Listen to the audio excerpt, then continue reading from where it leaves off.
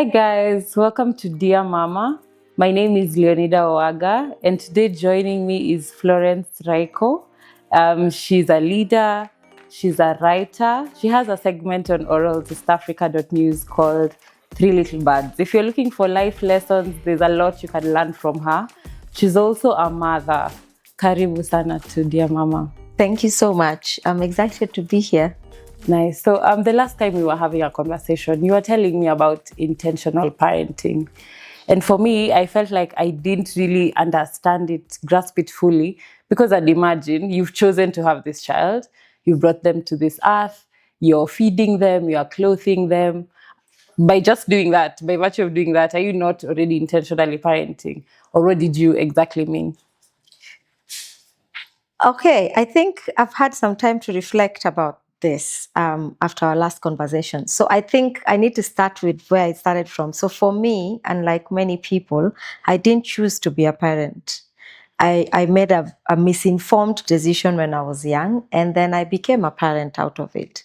So I do not think that I had this process within me to decide, now I'm going to be a parent, this is how excited I'm going to be. So I was just boom, boom, a parent. And I was still in school. So largely the most part of my son's maybe 7 or 8 years was a little bit of me doing the parenting I'm allowed to, because the main parents are my parents. And then I took my son and started staying with him when he was 8. And so brought him into my life and did a little bit of what you're saying. I made sure he ate. I made sure he went to school. His fees was paid.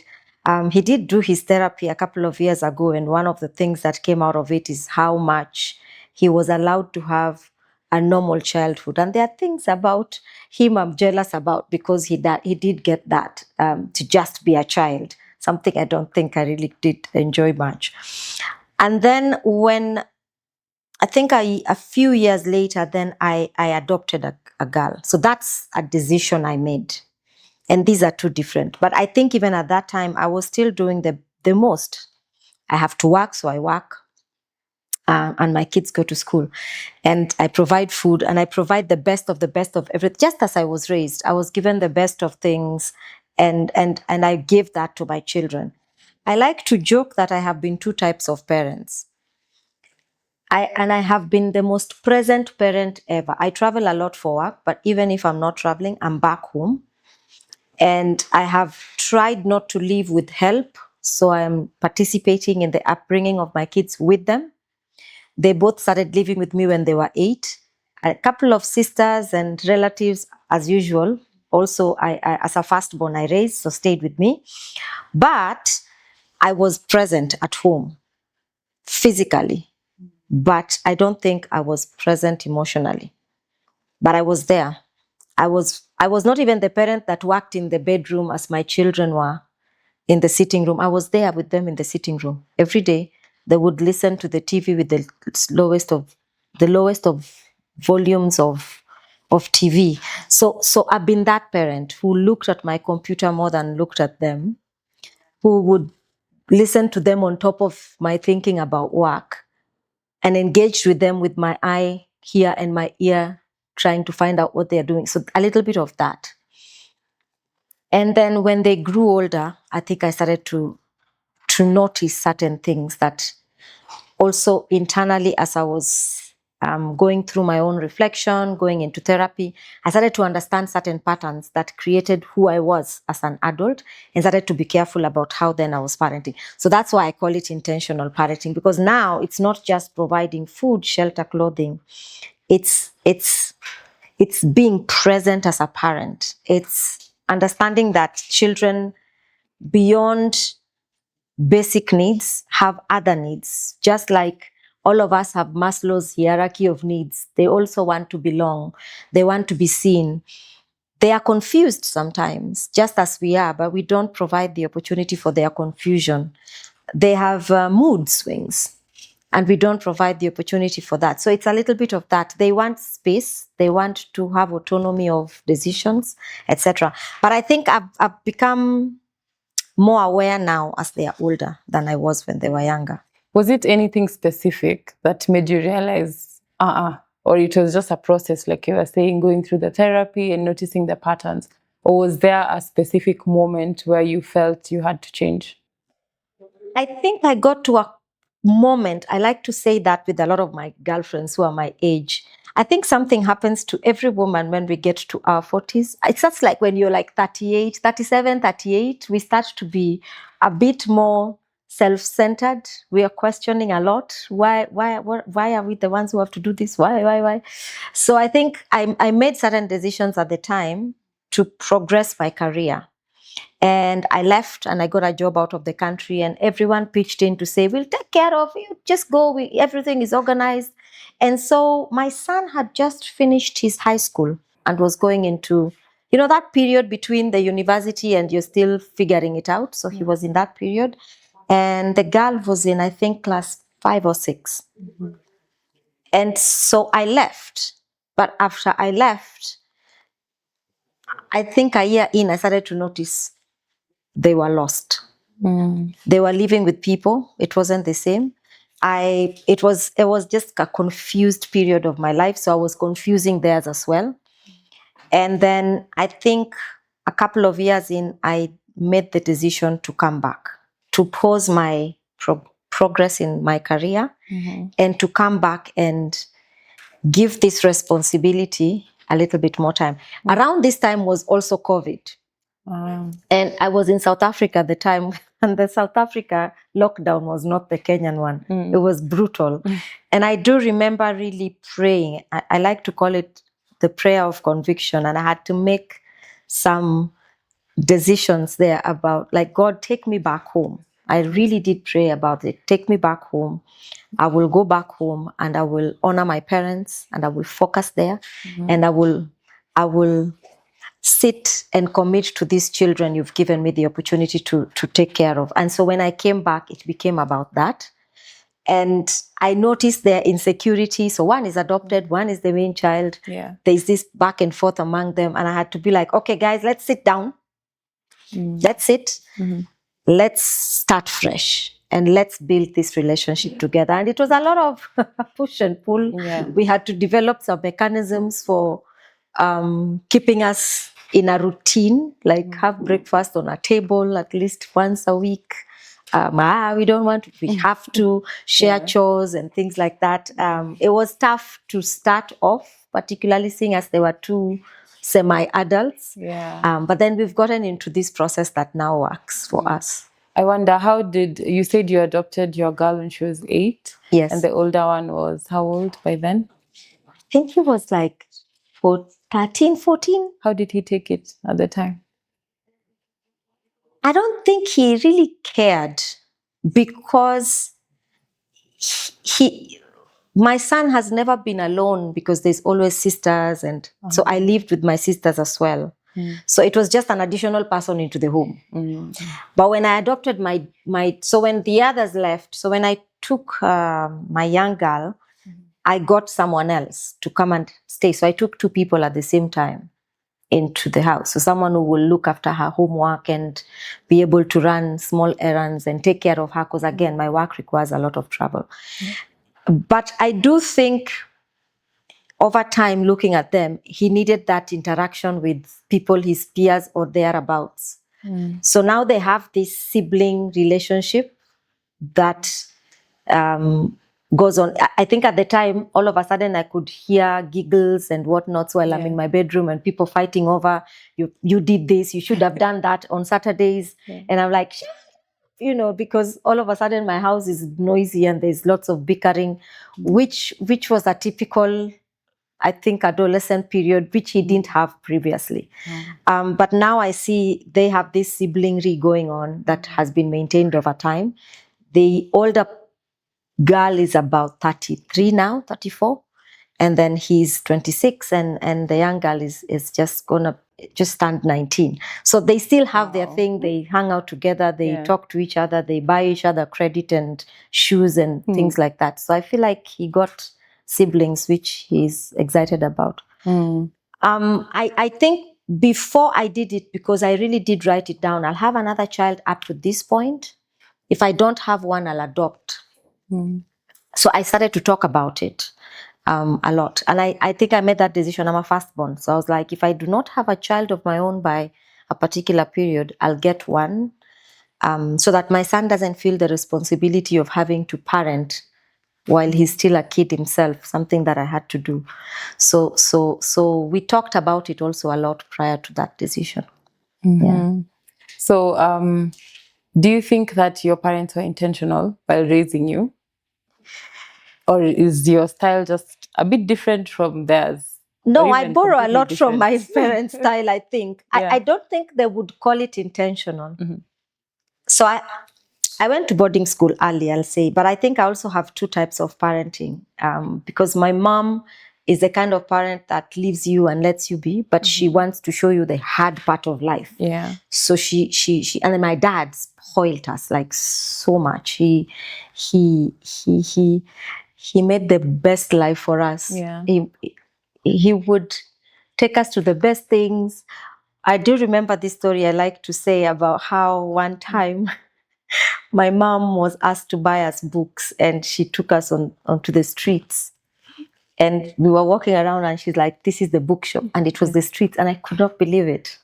And we had to pick books from the streets. Yeah. I could not believe. And my maths book, it was written Frederick Onyango. I remember to date. And I was so traumatized. I went to wait for my father at the gate. I could not believe it.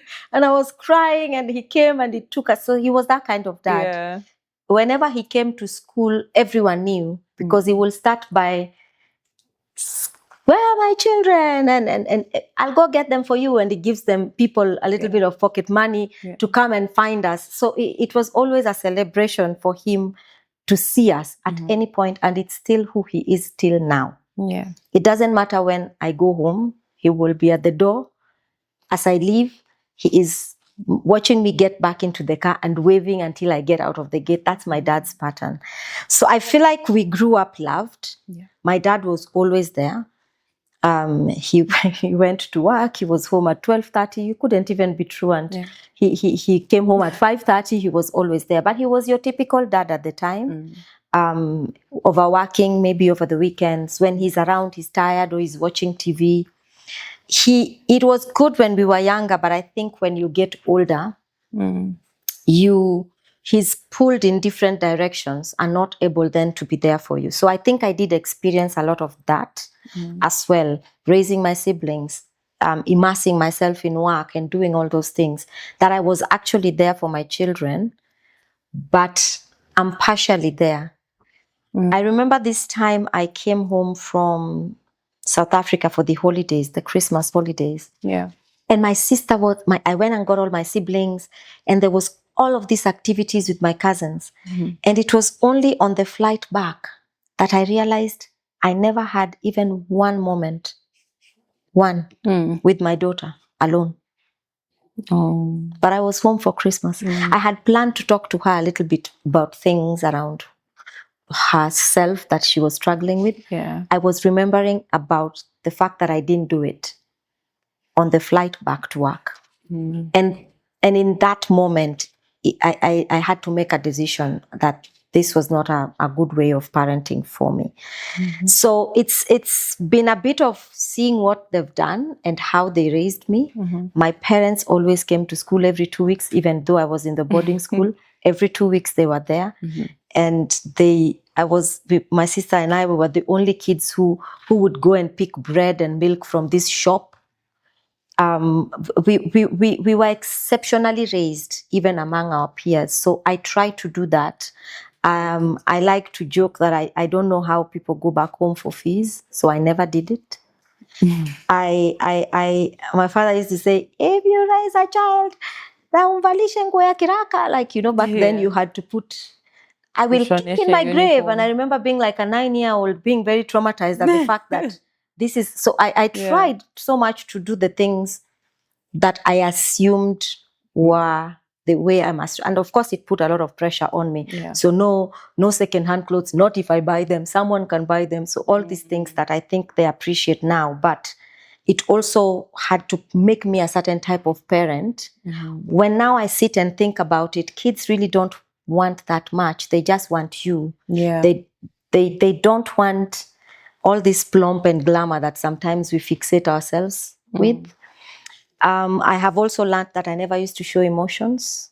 And this was, I think, at 2020 when now myself, 2022 in 21, 22 in therapy, and now being very vocal with my emotions and them getting shocked because they'd never seen me cry.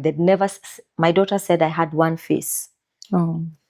So they never knew when there was a problem or when there wasn't, they just knew one face. And so now I communicate, I say how I feel, I tell them I love them. I never used to. I was assuming they know. See, I pay fees. I'm a parent. I take care of them. Yeah, so now I say and I push. I think we had a back and forth with my son. You have to tell me if you care. And he's like, what is happening? Yeah, but now we are in this thing, but it's been a lesson. So some of it I've picked from my parents and I continue to. Most of it has been me unlearning and learning new things. Would you say you and your parents were close? Emotionally, at least? Me, yes. I both. don't know about my siblings, but I'm the first one. So Yeah. I feel like I have had my dad more, but yes, to both my parents. Also, I was, to the highest form of degree, the easiest child. You think so? Why? No, I was. I'll tell you why. Yeah. I know. So when all of my siblings were going through their teenage drama, this is how they would tell my parents they're not doing something. Yeah. I will not do it. Do you think I'm Ada? Ada is my home name. Okay. So I would do it. They can say no. So I was pretty much the easy child because everyone is chaotic. I just want to make peace. I was the diplomat. I have to make peace between the two. Oh, you guys don't stress the parents. Oh, you parents stop being mean to everyone. So I did a lot of things. I was parenting the parents. So I've been that person, I think, for the family for a while. So because of that, I have found myself, I think even from like age 12, 13, staying at the hospital with people, or my siblings saying, my back to school shopping must be done by me. Okay. They don't want my mother's. So I did navigate these things. Not to say that it's a good thing.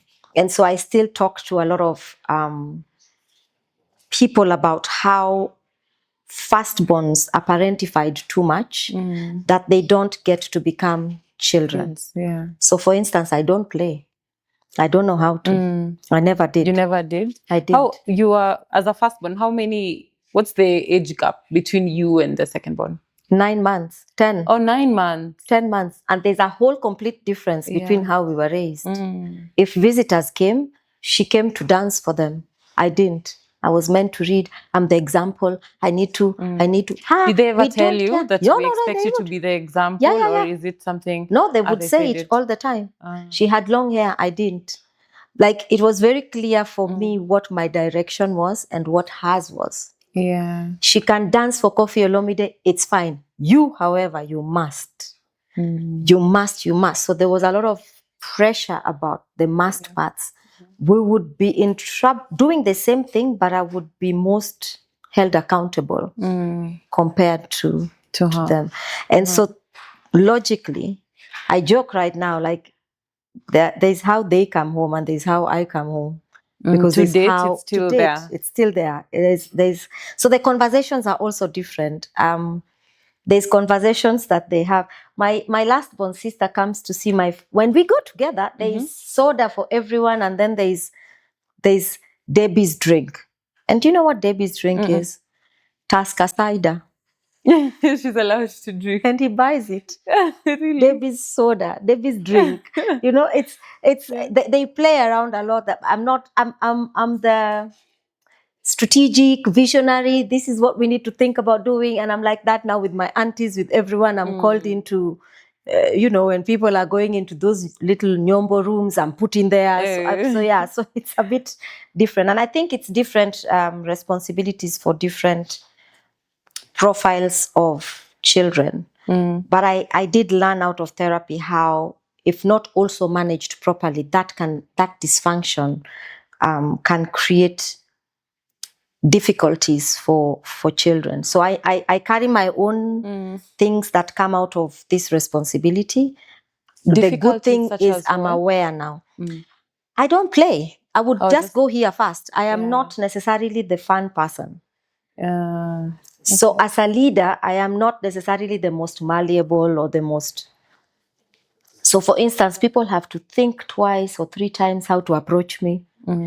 It can be a lonesome part. So I have a co-ed. Everyone goes to her. I listen. I hear things when it's like version 4 or 5. But I think at some point I used to feel pressure. There's this period when all CEOs now play and dance and watch, and I'm sitting here feeling like, this is not what you're supposed to yeah, be. authentically, this is not me. Yeah. And so I have had to make peace with the guys. No, I'll say my truth now, but I think also sitting there and feeling, yeah, but being aware of it also helps me be able to understand where people are coming from and to understand that we are different without necessarily having to change myself. But I think there's a lot of things that sometimes I wish I could achieve just by that one thing, playing. Yeah, but I don't want to. That's the other thing. So, You don't want to play? Have you tried? yeah. It could be little things like the game you were just telling us about, Kenya at 50. Oh no, Have this you one ever is played good because it? it's indoors.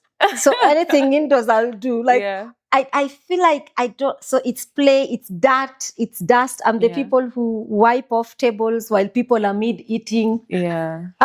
If I'm eating two types of food, I'll wash my hand as I'm changing the food. Like these particular people. So you drive everyone crazy because you're like, why weren't the dishes washed? Why?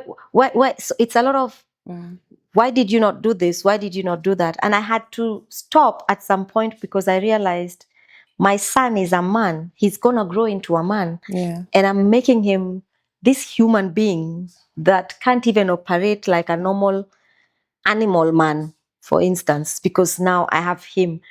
Put the toilet sit down. You know, What's an screaming animal about. man? I think there's that. How do I explain it?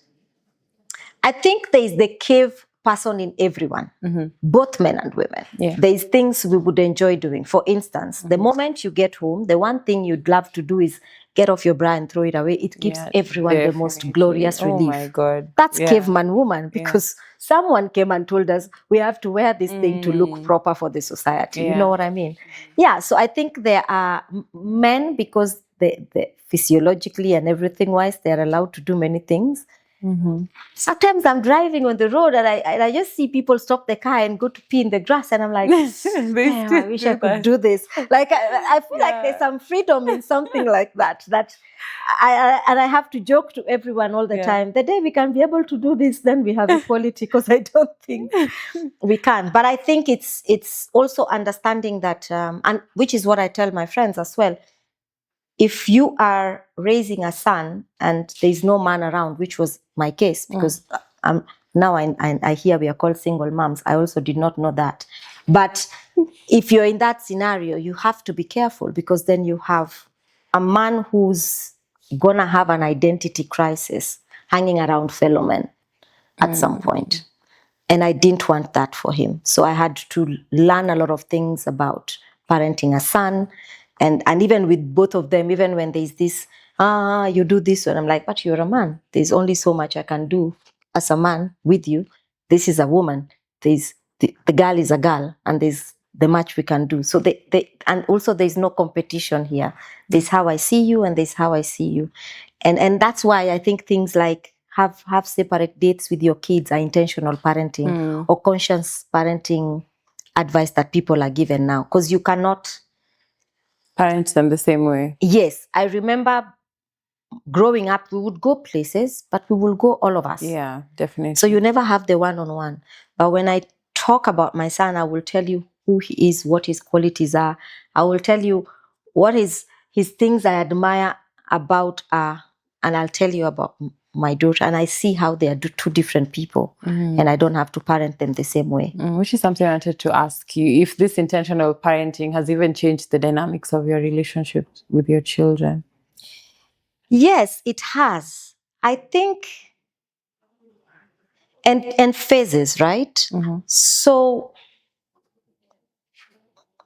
I think to some degree for my son, because there's always this narrative of at some point, women can't parent men. Every time he did something, right from the moment he was like 16, 17, I would send him off to a cousin so that a fellow man would talk to him, or send him off to my dad. Yeah. And then and I think it was something else was happening. He lost a teacher to COVID. He was a bit too broken by it, which caught my attention. And I said, okay, fine. Once you bury this guy, maybe take a couple of sessions of therapy. We thought about it. He doesn't understand why, but he did it so I could shut up, I believe. And he came out of that with those two things. He was allowed to be a child, but every time things got messy, I discarded him. And so when he said it in front of the sibling, then everyone said, yeah, that's true. Every time. So then see, I don't play that. How it manifests is every time something is messy, I send it off. Yeah. And I have the money to send it off to. Hey, can I give you my child for a month? I'll pay your rent, I'll pay your this and this and this. So I have the money to facilitate the dirt stays away from me. And so that has shifted. We will be in a room, we will go at each other. He's a man now, and I'm whoever I am now. We will go, but we will stick it out now. Something that never used to happen before. We will pause if we have to pause. When it's going off too much, we'll be like, okay, before we walk over a line we can't walk back from, can we pause this conversation? And we both storm into our rooms, and the girl is left there not knowing what to do. Half the time she's caught in the middle of it. But then we come back, and I have never had to outsource a conversation with my children. I don't have the conversation of this one with this one either. I don't do the I don't say your brother did this or your sister. Whoever's conversation is with them, and I feel like there's this respect they feel I have for them, and also there's this willingness from my end to sit with things until they're resolved, and to just trust that process, but to see people for who they are, which I don't think I was good at before. So, but it's helped me a lot as well in my leadership now, because that's how I engage with people. And when I am stepping up, I communicate the boundary where there is need to be communicated. When kids, they will gaslight you like crazy. You're not with my mom right now. I need you. Like, I hear you. You can need me up to here now, because now, at a 26-year-old, there's an expectation from me that you're able to do things. I'll give an example. I once said to my son, we came here to Kisumu, and then I said, let's go shopping. It was Christmas, a couple of days before Christmas. Yeah. So me, I'm like excited. I can't wait to take them to the shop. Usually, I come and sit here, they run around the shop, they pick whatever they want, I swipe my card and spend around. I don't like this, you're emasculating me. And I'm like, where did you hear that word from? I won't say where, because son is crazy. And he went on, and how I disgust him, I make him not feel like a guy. And I was really like, so wow. I was just doing what you always do anyway, or what a parent wants to do for any child. My intentions were not ill-informed, but I was hurting him and his ego and his manhood or whatever. And I was like, okay, so do you have somewhere to go for the next 2 hours? Because me and your sister then are going to buy clothes. And we left. And a day, so because I was spiraling with it in my head. So I think a couple of days later, we sat down and had a conversation. So I said to him, look, the only time I will pitch in to figure out how to dress you is if you show up not properly dressed. So if you are the man that doesn't want to be emasculated, then show up as that man. But if you show up with torn clothes or something that doesn't look like it's fitting, it's natural. I'm going to be your mother, and I will drag you to a shop. So it's those like conversations, and we come to an agreement. Okay, so if I'm wandering somewhere and I see a sweater, can I pick it? Yeah, that's agreeable. That kind of thing. Balance, yes. Yeah. Or if I ask you for something, I will ask of it, but don't come into. I think we've graduated. I don't want you to pay this is then you order me around. It usually starts that way, but then we'll resolve it to he wants his freedom and then I step back. Yeah. But I will communicate the parameters from which I will step back. What my expectation then of him is. So I think I want to say I don't think as an adult I was parented. So I think I'm just learning out of the things I would have needed direction for. Mm-hmm. I sort of had a back and forth to push him out of the house. Oh. And he thought I was kicking him out. And I was like, I'm not kicking him out. He was not ready to move out? Yes. Well, he had moved out when I wasn't here. But then I came back, he was thin, he wasn't eating, his furniture had cockroach. So I was like, come here, you learn how to take care of yourself. Then you go out. But in his mind, it was, so now I'm done with him. And I'm like, no, I want you to start a life while I'm here and I'm able to cushion you. So you learn as you go how to manage money, how to manage your life, so it's these conversations. I don't think there has ever been any change conversation with my son that did not start with a back and forth. And that back and forth is necessary because he's now another human being with his vision and thoughts and ideas. And allowing room for it. I did not grow up that way. You listened, you were told, you listened and you moved, you sulked, or you did silent treatment or whatever. Yeah.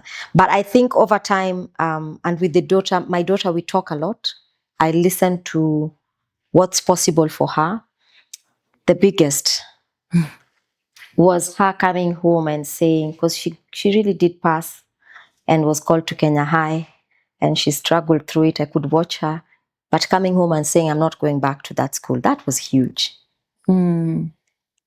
Yeah. And having to sit through that decision and allow her to give it up because she'd really worked hard to go to that school. And to every parent who didn't make it to Kenya High, which is every parent in my age group, because that was the thing we were told. You must go to Kenya High, you must. Do you know how lucky you are? And then she's in there. And then she has to leave.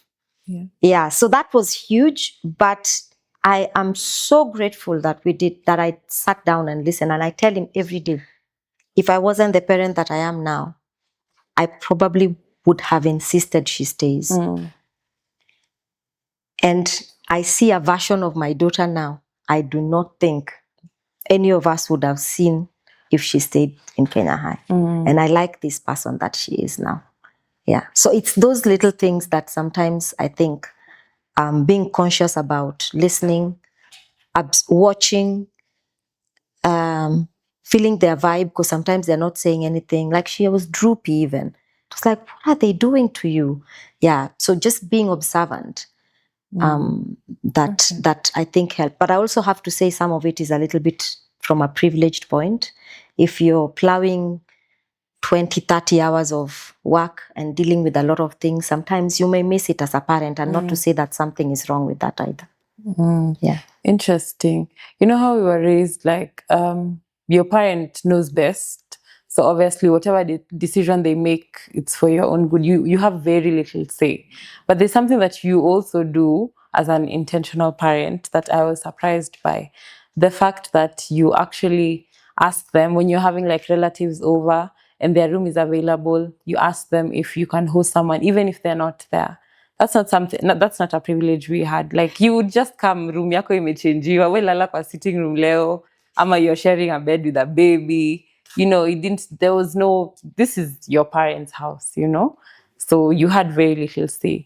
But do you feel like at the same time, allowing them this much autonomy maybe makes them feel a bit privileged? But what's wrong with them being privileged? That's the thing I ask myself every day. Sometimes we think because we suffered, our kids must suffer. Like everyone must go through this routine of suffer.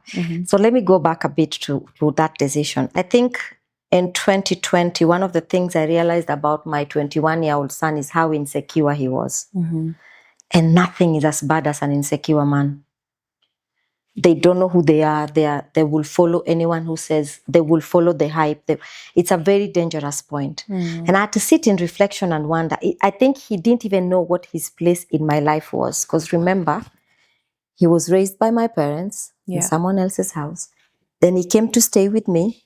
But when I'm living with everyone, my siblings, I was the type of person who my door was open to anyone who had a problem. Yeah. My friends used to say I picked strays from the streets. I have so many people who have children named after me because they lived with me.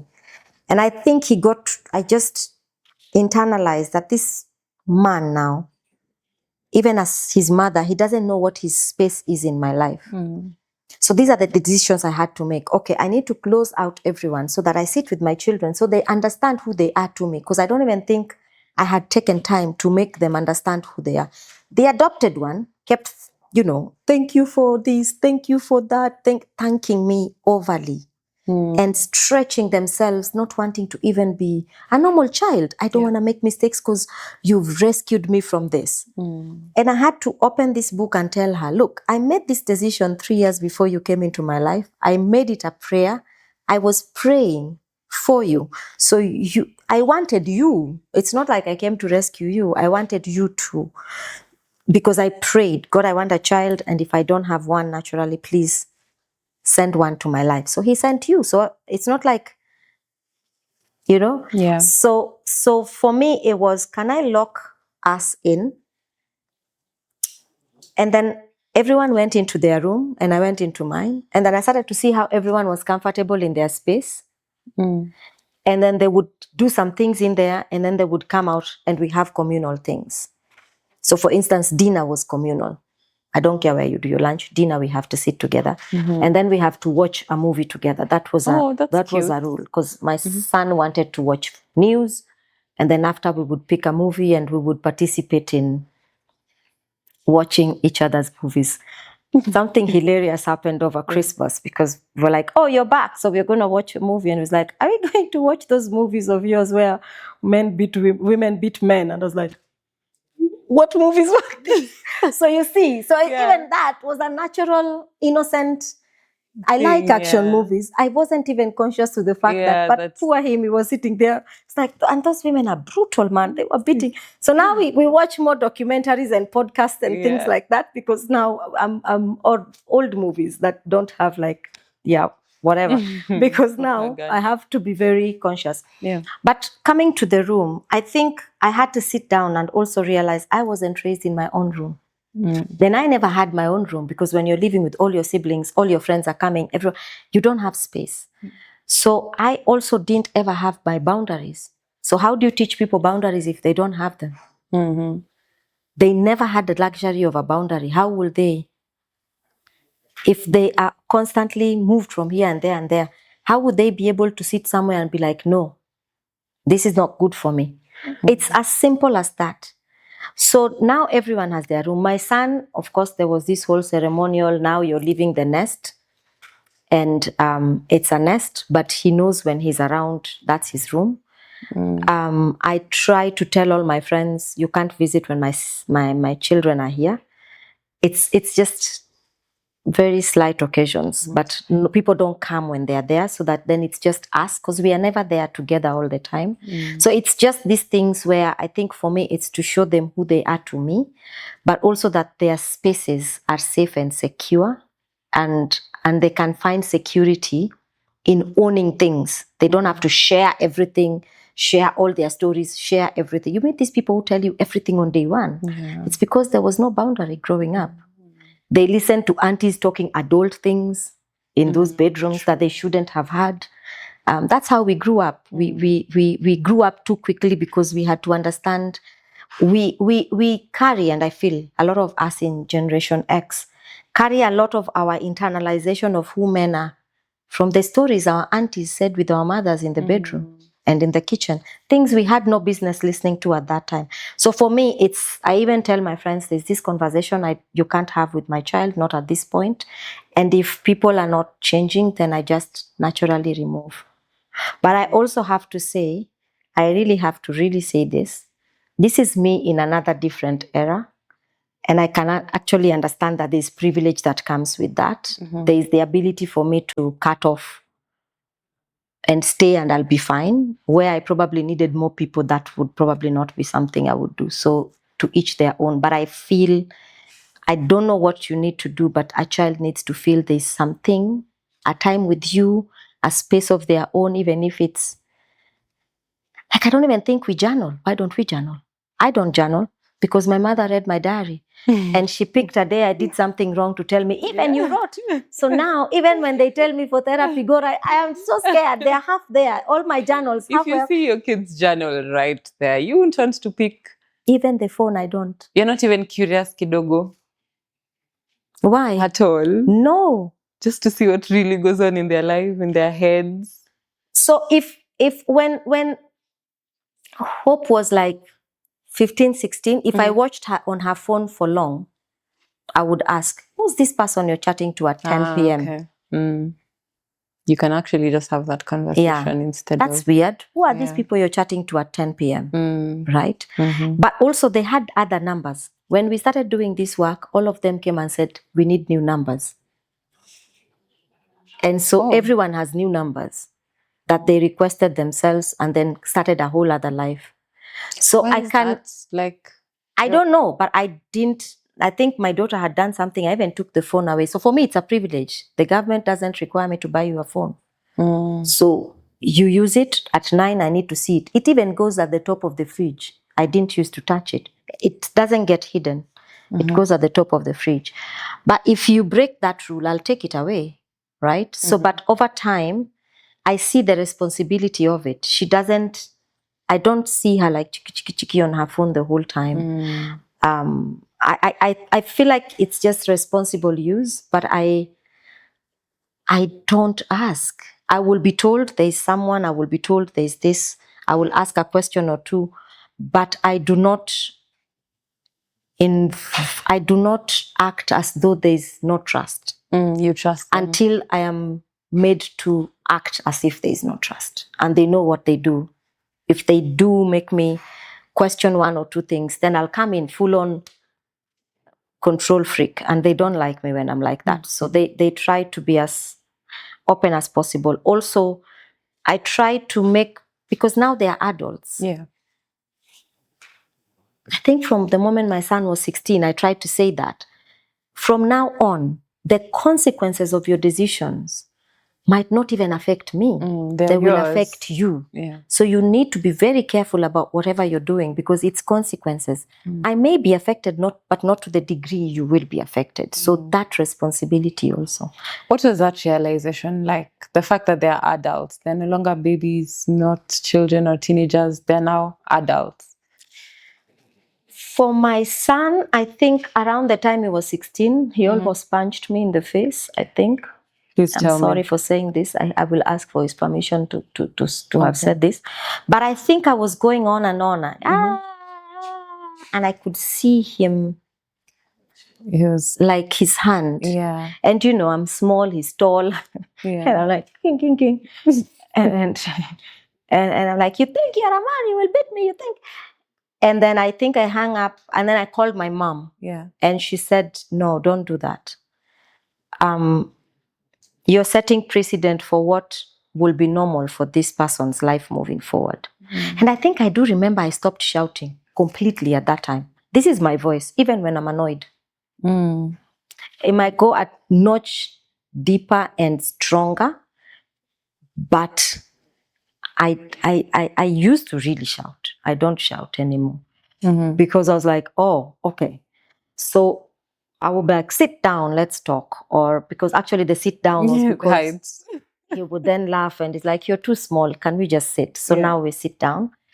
But I would like to have a conversation. Why did you do it? What? And I think also over time, maybe when he was like 19, I made peace with something. I think the realization, also watching my siblings, who I have raised, and watching my parents with them, and sitting there which is what I say a lot now, parenting is the most selfless act. It's the hugest gamble. You will do everything Leo, you will do everything in the book. I see so many parenting books. You'll listen to all podcasts and do your best. But at some point, as a parent, you have to make peace with the fact that when your child becomes an adult, they are their own person. And there's very little you can do about that. You will have to love them for who they are, because they are your child, and you will have to accept them with everything they've got, because they are your child. But I think, which is the problem most parents have, is constant projection of an idea of who their children should be. And then now that didn't happen. And so they are constantly hitting the child with this disappointment of an idea that sometimes is unrealistic. Yeah. So for me, I would like to understand where you came from, why you're thinking what you're thinking. I will say my piece, and I like to say, I'll say my piece, but ultimately you're the person in it. So whatever you don't need, you can discard. Sure. Yeah. Yeah. Well, how did you feel when your son was moving out? I can imagine. My son started school this year. He's 3, and I felt like when he was going to school, like he's going out into the world, and it was just I was scared. I was nervous, I guess, and I don't know. I just, it was a very confused moment, because you're like, okay, now they'll be there with people he doesn't know. Will he be okay? I hope he's able to make friends. I hope he'll have a good time at school. I hope he'll be safe. A lot of anxiety came with it. But now he's like 1 term in, and he's handling it well, and it's still there. There's always that fear. I feel it is always there. As a mom, you'll constantly be worried about your kids, but at least it's a bit more managed now. Now I'm like, okay, now he's gotten into school, he's doing well, so I can't even imagine what it's like that when now they're grown and they're moving out. Like, that is scary. How was it like for you? So let me answer this question in different ways. So remember, I was a parent at 19. Yeah. So I couldn't wait for him to leave. I want my life back. I want some part of my life. So there was that. But also, I think because I have been the singular parent, I think when my son was like 9, I watched a program on telly talking about how single women parent, if they raise their kid in this way, this would happen. And if it was just something that I think Chris Hart said in TV sometime, and I happened to watch it, and I made that decision immediately. Oh, so if I became the parent that had in our home some high masculinity tendencies, then my son won't fill the gap. So I became this person.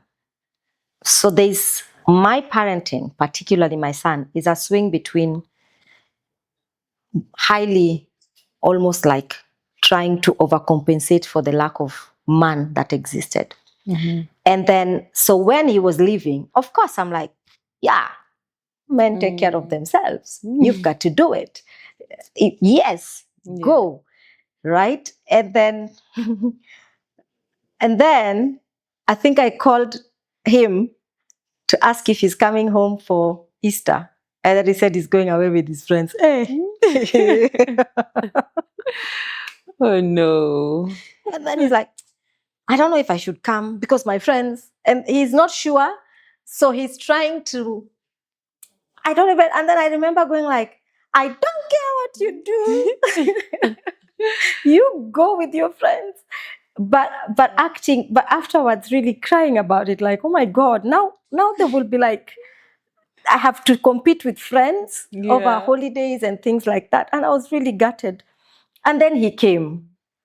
So I was really, really happy that he came. So I think it's been these moments where I'm happy for him, but also now, because when that story of being emasculated came up, I had to sit down and be like, oh, I don't need to be this thing anymore now. Standing next to me is an equal man. So I need to go back and be a woman in front of him. Otherwise, then what are we? So I think there's a lot of also me unlearning a lot of things and having to be like, see it, come on, let it go, or things like that. So because I'm this person who's learning to be a girl, to do girl things, I for instance, go to him. I make a balance. I don't call him to me. I don't summon my son. I ask what time he's available so I can go into his world as well, so that there's a balance. He can come to mine. He doesn't like mine, so we've agreed now that we only meet at home. So I mean, we have this back and forth. We try things we don't like. We communicate, but it's been a mix for me. So I know that Christmas, that Easter was hard. Last Christmas, he almost didn't come home. Was hard for me as well. We went on a holiday together, because we try to do a holiday once a year, and it's nice when your kids work. So the other one works, Winnie works, he works, they pay half of the bill, so it's not so heavy. So we do good holidays. But the last time I went on a holiday with these kids, I was like, I don't need to be here.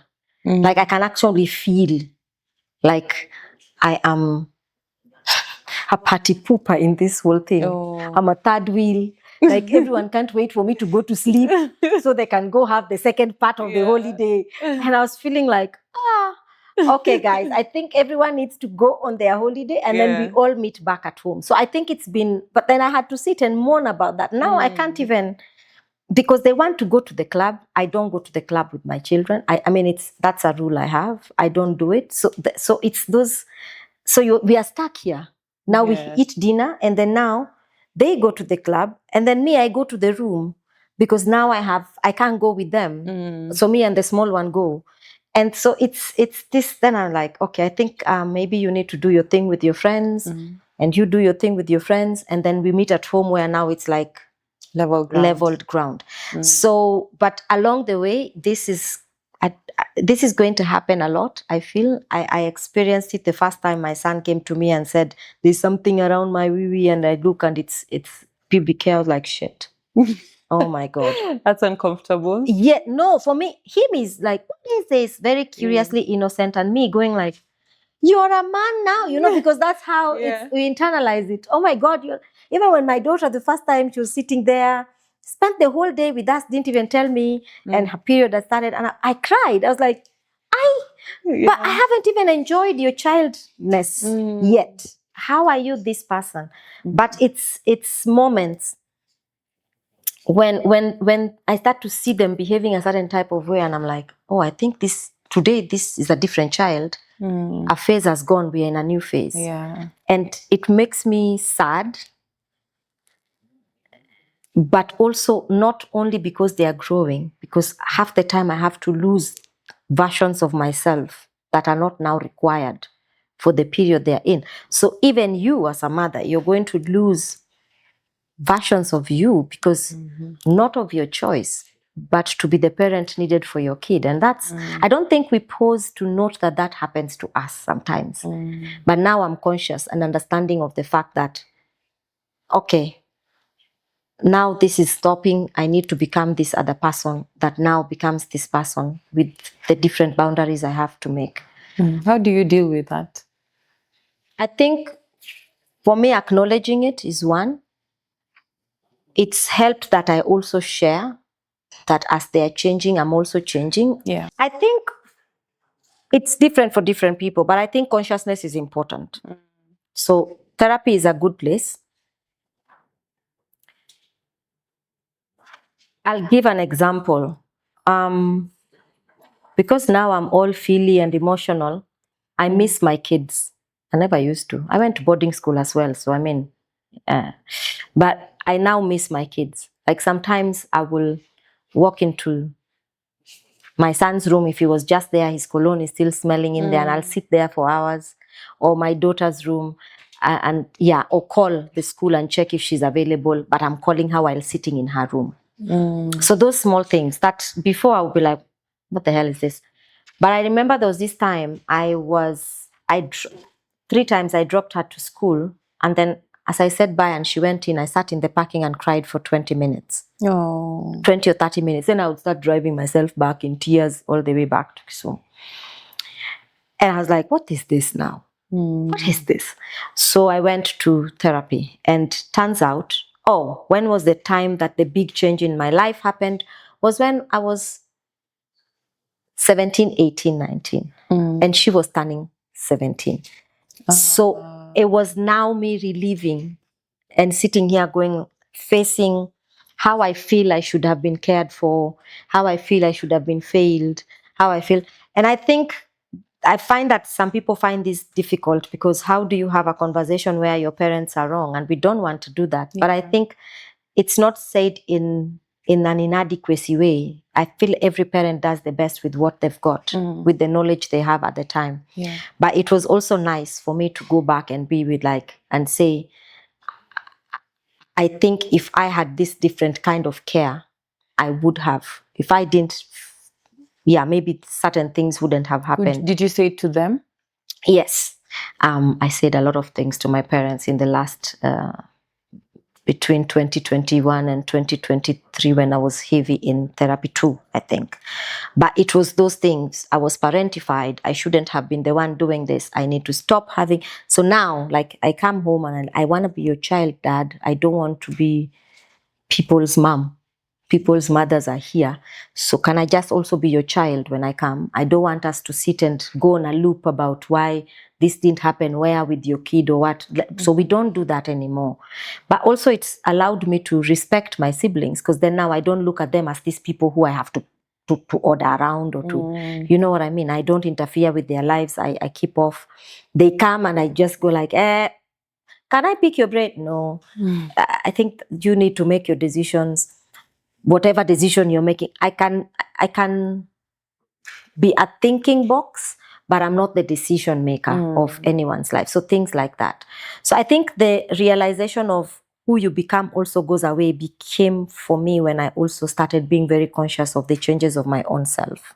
And so I do, but I will also react like any other parent. Yeah. When my son mentioned something about this potential of being a grandmother, I was like, hold up. Hey, whoa. And then at some point, sat down and I was like, but to be honest, this is a 26-year-old person. On a slight scale of 1 to 10, how is this matter going to affect my life? Did my math, and I didn't see, if I put this boundary and this boundary, this matter cannot affect my life, and this person can go on with their life as they should, and then made peace with it, right? So it's those things where they hit you with something and you have to. So I think for me, less reaction. I'd rather be quiet. I'd rather say, you have caught me off guard. Allow me time to think through what you just informed me. Or I can tell what you need, but I don't think I should be the person that needs to give it to you. Have you called so and so and so and so? But not because I don't want to help you. I don't think I'm the best person for this part of the discussion. When you get to this part, come. So I don't sit in the loop. That part of the call where everyone, even with my girlfriends, where everyone calls each other to go, and then, yeah, no, I don't participate in that one. And I like to say that loop, you do it with someone else. When you come to me, we are finishing whatever it is, and you have because I'm going to hold you accountable to what you're going to do about the issue. So one is just stopping, and I do a lot of reflections. I reflect on my conversations every day. At the end of the day, how did I speak? What was my tone? Was I welcome? So I do a lot of that. Who was I in that? Should I have come in better? All of those things. So it helps me to note when Doesn't I've that leave you feeling like you need to do better every time, constantly not feeling like you've done enough? Or is there a day you can sit and be like, I did well today in all my conversations? No, every day that reflection offers me where I did well. Oh, that's great. Because I'm not criticizing. I'm just reflecting on, this went great. This could be done better in this way. I even write about it. This went great. This could be done better. This is the lesson I've learned out of this. Yeah, I don't do it I even go okay, this is that thing that happened when I was a kid, got triggered, and this is how I react. So it's just this idea of, even if something went not my expectation, where did it come from? I strive every day to create a home that my kids would want to be back at, no matter what. Yeah. Like, I feel like, not that there was something significantly wrong with our home, but to some degree, there were moments in my life where I felt it was okay to live elsewhere than to be home, because it was noise or tension or there's many people or all these things.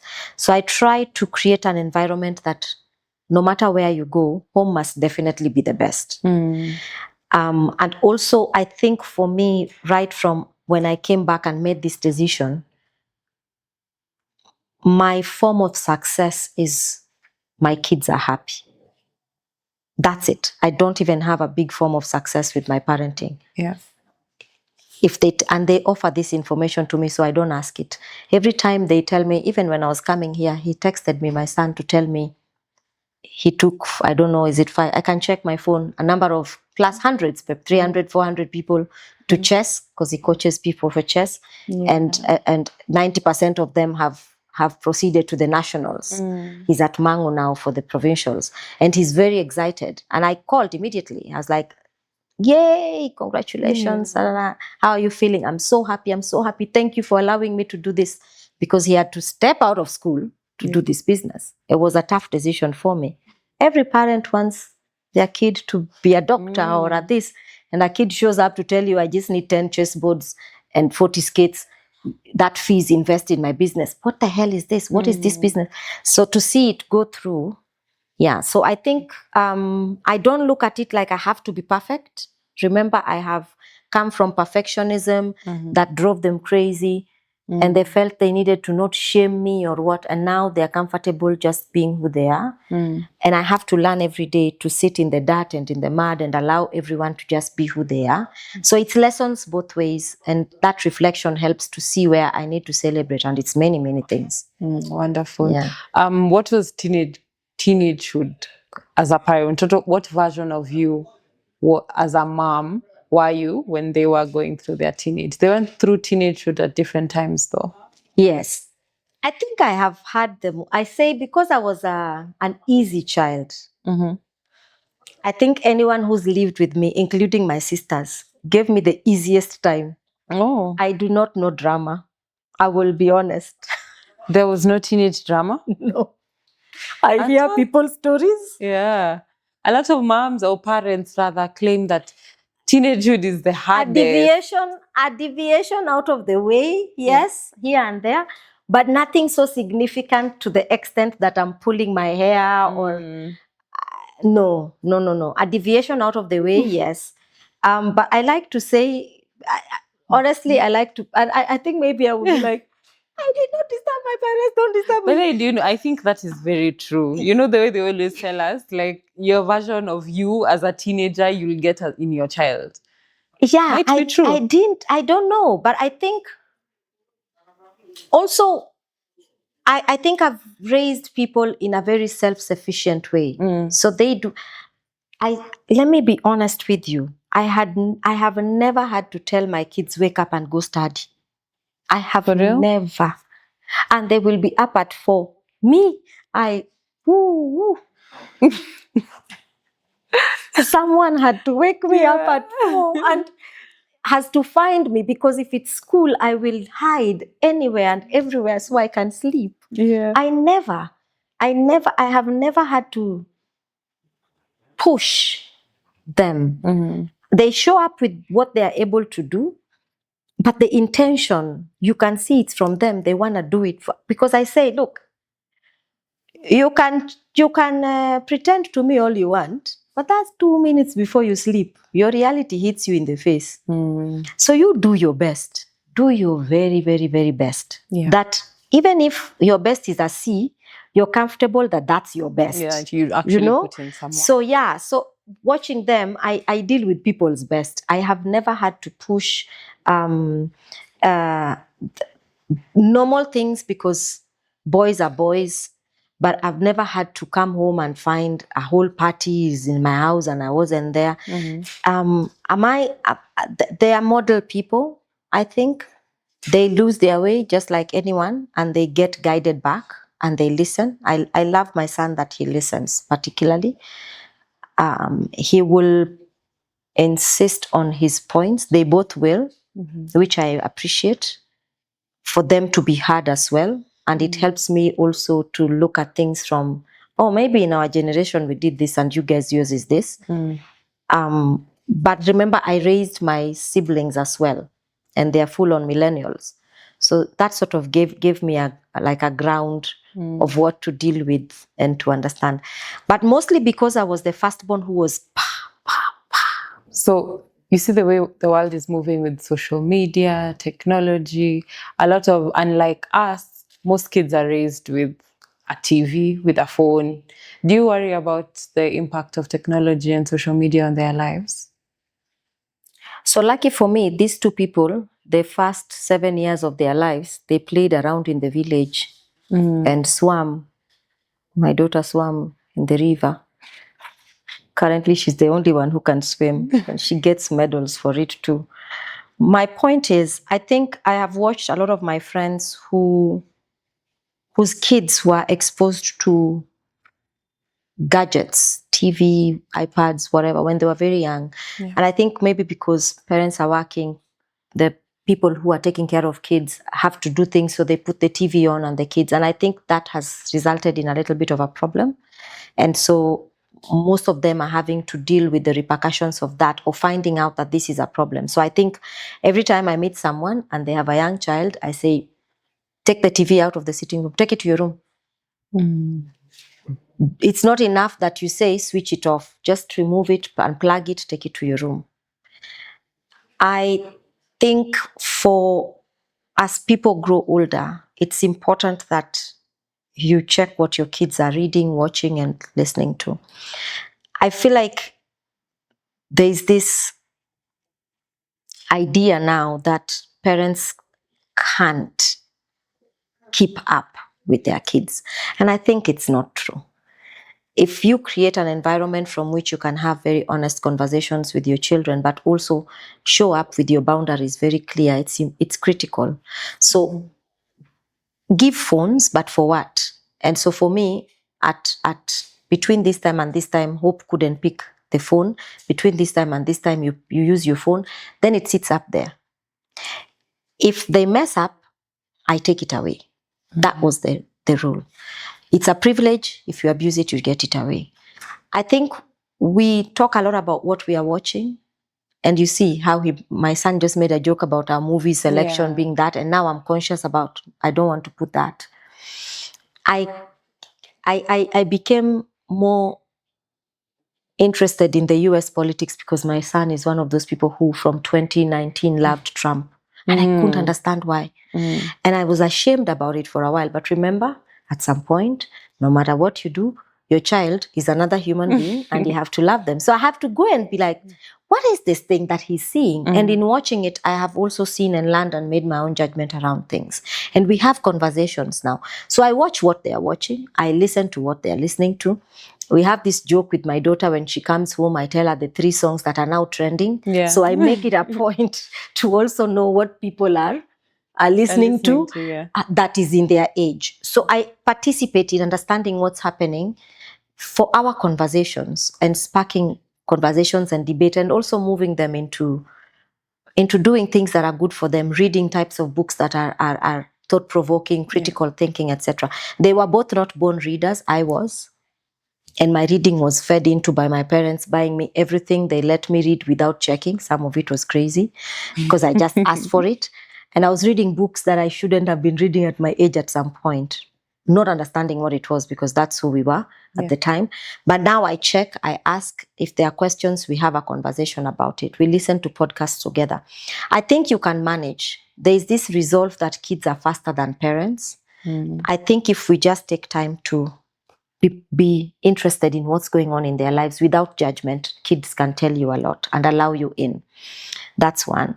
But I think for young kids, particularly before the age of 10, I would propose, honestly, they're already looking at screens in school these days and all of that, to keep it to the minimum if you can. Yeah. At what age did you give your kids a phone? For both of them when they were about 14, but with restrictions. Yeah. Okay. They didn't take them to school, for instance. They didn't use them after 7 or after 6 p.m. When they were 14, as they grew, the hours would grow longer. Yeah. They didn't go to bed with them, for instance. Now I hear of people who say, my kid watched my phone, movies from my phone the whole night. Yeah. I hear a lot of that in the village. I'm like, that's not right. So that child is not sleeping their full 8 hours. So you see, and they have to go to school and pitch in and concentrate. So it's this idea that you can't manage this, I feel like is not true. We can. Kids, you're the parent. You're not a friend. You're the parent. You can be a friendly parent, but the kid needs to understand who's the holder of the boundaries around certain things until they're older. Yeah. Yeah. Makes sense. So just to wind this up, as an intentional parent, what is your idea of a child who is fully rounded and ready for adulthood?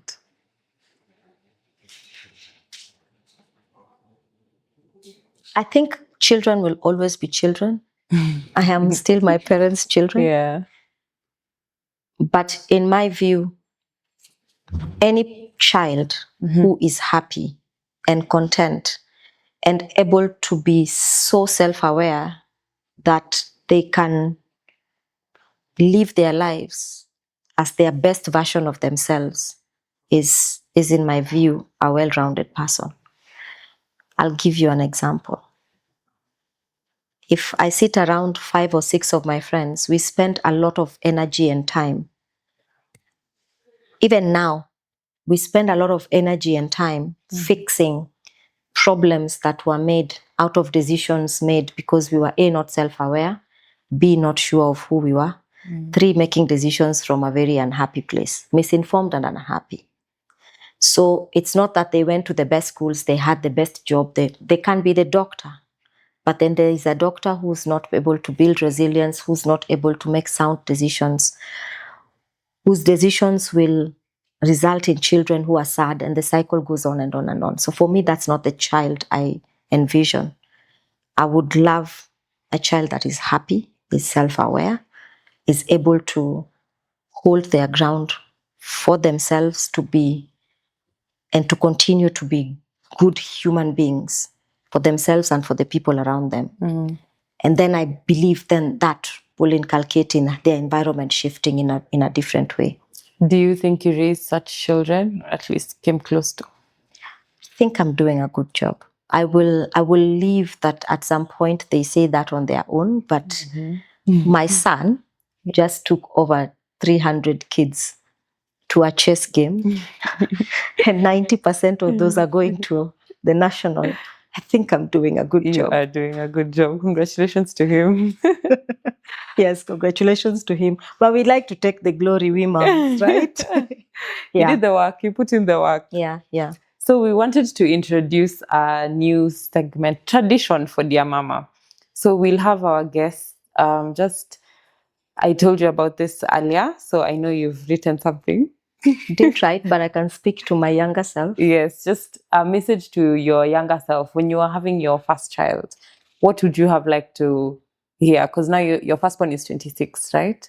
So that's 26 years later. You've learned a lot about motherhood, about yourself as a person. So maybe just something short you would like to say to yourself when you were having that first child. What would you have wanted to hear? Or rather, what do you think you would have needed to hear that maybe would have made a bit of a difference in your motherhood journey? Dear Mama, you are not even a mom because you're a child.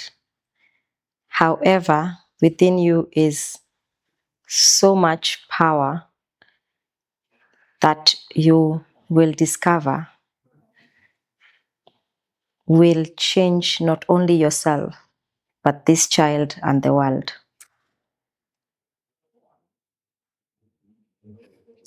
The end. That's She wants to cry. I do, because it's so nice. So nice. Oh my gosh. Oh, I want to go into your memories and hug that little girl. Yeah. Oh man, nice. Yeah. It's Thank- sometimes it shocks me sometimes. Yeah. Like I look at him, I'm like, how was this my child? You Yeah. Anyway, but we are did here a now. great job. Yeah. And thank you for having me. Thank you for No, I talk coming to about the these things show. here, there, everywhere. This is the first time it's been coherently captured somewhere. So I hope it's useful. It's been as insightful as your Three Little Birds segment on Oral East Africa. I've learned so much, picked up so much lessons. I feel like if I apply also in my journey myself, or if any other mom who's watching or listening applies, will make a very big difference. So thank you for sharing your wisdom. I'm wise now. Imagine. And thank you so much for watching or listening in. If you enjoyed, please like this video or share it as well. And please subscribe for more. And thank you so much for watching. Until next time, bye.